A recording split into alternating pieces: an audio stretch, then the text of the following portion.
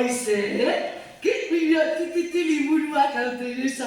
A ver, bueno, etorri naiz, porque urtero, amaikagarren edizioa, ez hau da tradizio bat, orduan, behar da, pues, bueno, aldatu, eta horregatik guai maiatzean, oso ondo.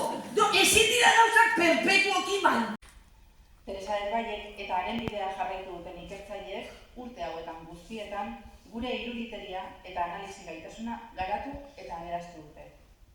Sari honek, halaber, EHUren AFIT, Antropologia Feminista Ikerketa taldeko kidei ere aitortza egin nahi die. Teresaren ondarea ez ezik, haren lan ildoak zabaltzen eta aberasten jarraitzen duten personei.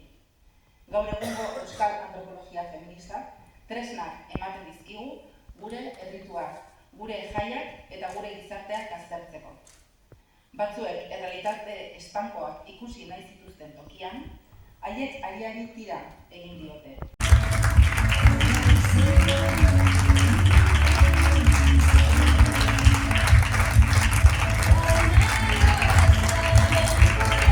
Eta guri ere hori irakatsi zigun, bakoitzak egin behar duela bere bidea, baina batez ere elkarrekin egin behar dugula bidea, taldetasuna eta kolektibotasuna asko azpimarratzen zuen etengabe egunero bere fakultatean eta berarekin geundenean, eta hori azpimarratu nahi dugu, horregatik ezagutzen dugun lehen liburua Mujer Vasca Imagen y Realidad, gainera Mujer Vasca Imagen y Realidad ez da bakarrik liburu kolektibo bat, da lehenengo liburua, ez bakarrik antropologia feministan, baizik eta bebai Euskal Herrian behintzat ezagutzen dugun lehenengo publikazioa teoria feministari dagokionez. Zabalean, eta konpromiso horren ondorioz, adibidez, hainbat elkarte eta erakundetan parte hartu zuen.